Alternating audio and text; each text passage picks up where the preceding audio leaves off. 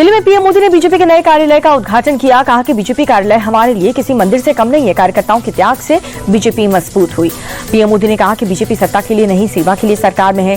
सुविधाओं से नहीं, जन सुनवाई से हो कार्यालय की पहचान।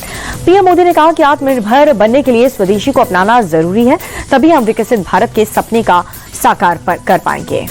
बीजेपी चीफ जेपी नड्डा ने जताई खुशी। कहा कि सालों बाद दिल्ली बीजेपी को अपना ऑफिस मिला। 9 जून 2023 को नड्डा ने ही किया था भूमि पूजन। बिहार में एसआईआर के बाद कल जारी होगी नई वोटर लिस्ट। करीब 7.3 करोड़ वोटर्स के नाम शामिल होने की संभावना। प्रशांत किशोर की अशोक चौधरी को चुनौती। 7 दिन में लीगल नोटिस वापस नहीं, वरना 500 करोड़ की संपत्ति का खुलासा करूंगा। प्रशांत किशोर का सम्राट चौधरी पर बड़ा आरोप। 1995 में हुए मर्डर केस में बताया। अभियुक्त कहा कि गलत बर्थ सर्टिफिकेट देकर के हुए थे बरी। सीएम नीतीश से गिरफ्तारी की मांग की। प्रशांत किशोर के आरोप को सम्राट चौधरी ने बताया गलत। कहा कि सीएम नीतीश ने मेरे बचाव में प्रदर्शन किया था। मानवाधिकार आयोग ने लालू सरकार पर किया था एक्शन। पटना में प्रशांत किशोर के खिलाफ पोस्टर लगे। लिखा कि 4 लोगों से भी बड़ा चोर। प्रशांत किशोर जनसुराज को बताया भ्रष्टाचार का गढ़। भारत की जीत पर पीएम मोदी के पोस्टर से भड़का पाकिस्तान। पीसीबी चेयरमैन मोहसिन नकवी ने कहा युद्ध को खेल के मैदान में लाना। एशिया कप जीतने के बाद कप्तान सूर्य कुमार का बयान। कहा कि लोगों का दिल जीतना सी ट्रॉफी। पीएम मोदी के ट्वीट पर बोले सूर्य कुमार, अच्छा लगता है कि देश के लीडर फ्रंट फुट पर बैटिंग कर रहे हैं। मोहसिन नकवी से ट्रॉफी लेने को संजय राउत ने ड्रामा बताया। कहा कि 10 दिन पहले पूरी इंडिया टीम पीसीबी चीफ से हाथ मिला रही थी। संजय राउत को जेडीयू नेता केसी त्यागी ने दिखाया आईना। कहा कि पीसीबी चीफ से पुरस्कार न लेना भारत के गौरव और सम्मान का प्रतीक है। भारत और भूटान के बीच रिश्ते होंगे मजबूत। भारत भूटान रेल कनेक्टिविटी के प्रोजेक्ट को मंजूरी। चुनाव से पहले बिहार को बड़ी सौगात। रेल मंत्री अश्विनी वैष्णव ने 3 अमृत भारत एक्सप्रेस ट्रेनों को हरी झंडी दिखाई।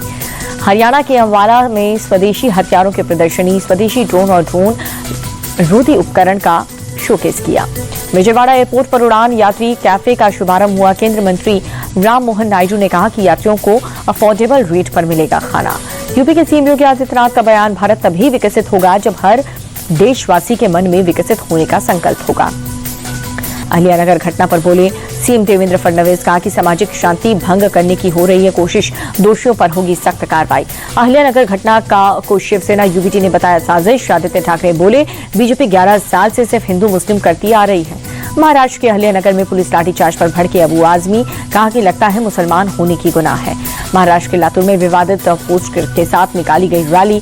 कानपुर घटना के खिलाफ कार्रवाई की मांग की गई। बरेली हिंसा मामले में आरोपी नदीम गिरफ्तार। भीड़ इकट्ठा करने के लिए बनाया था व्हाट्सएप ग्रुप। उत्तराखंड के सीएम पुष्कर सिंह धामी ने कहा कि छात्रों के हित में सभी तरह के फैसले लेने के तैयार। पुणे के पिंपरी चिंचवड़ पहुंची डिप्टी सीएम अजीत पवार। नगर निगम के अधिकारियों के साथ समीक्षा बैठक की। दिल्ली के महिपालपुर से 2 बांग्लादेशी डिटेन। वीजा खत्म होने के बाद भी 2 साल से यहीं रह रहे हैं। तेलंगाना में ग्रामीण स्थानीय निकाय चुनाव की तारीखों का ऐलान हुआ। एमपीटीसी और जेडपीटीसी के 2 चरण और ग्राम पंचायत के 3 चरणों में होंगे चुनाव। 24 सितंबर को हुई हिंसा के बाद से लेह में धारा 163 लागू। जगह जगह सुरक्षाकर्मी तैनात। लेह में हुई हिंसा का पर्यटन पर पड़ा असर। पूछताछ में सहयोग नहीं कर रहा सेक्सुअल असॉल्ट केस के आरोपी चैतन्यानंद सरस्वती। 5 दिन की पुलिस हिरासत में है चैतन्यानंद। गाजियाबाद में पुलिस और बदमाशों में मुठभेड़ हुई। एक बदमाश के पैर में गोली लगी, दूसरा गिरफ्तार। वाराणसी में रेस्टोरेंट के बाहर फायरिंग में दहशत। 4 बाइक से आए 10 नकाबपोश ने ताबड़तोड़ फायरिंग की। अमेठी में ऑपरेशन लंगड़ा जारी। 24 घंटे में दूसरी मुठभेड़ में शातिर चोर घायल। केंद्रीय वित्त मंत्री निर्मला सीतारमण तमिलनाडु के क्रूर पहुंची। भगदड़ वाली जगह का दौरा किया। इनोवा कार रस्सियों की मदद से ग्रामीणों ने बचाई 3 लोगों की जान। कर्नाटक के कलबुर्गी में भीमा नदी बेसिन में बाढ़ जैसे हालात, पानी में डूबे कई खेत। इस साल दोनों की शादी हुई थी। शिवसेना यूबीटी का सालाना दशहरा रैली शिवाजी पार्क में ही होगा आयोजित। पार्टी ने जारी किया पोस्टर। बीजेपी ने रैली कैंसिल करके फंड को बाढ़ पीड़ितों को देने की मांग की। शिवसेना यूबीटी नेता किशोर पेडनेकर बोली बीजेपी की डिमांड को सीरियसली लेने की जरूरत नहीं है। पिछले 60 साल से दशहरा रैली हो रही है। कनाडा सरकार ने बिश्नोई गैंग को आतंकवादी संगठन घोषित किया। हाल ही में हुई वारदात को दिया हवाला। अब फिल्मों पर डोनाल्ड ट्रंप ने दिखाई सख्ती। अमेरिका के बाहर बनी सभी फिल्म पर 100% टैरिफ।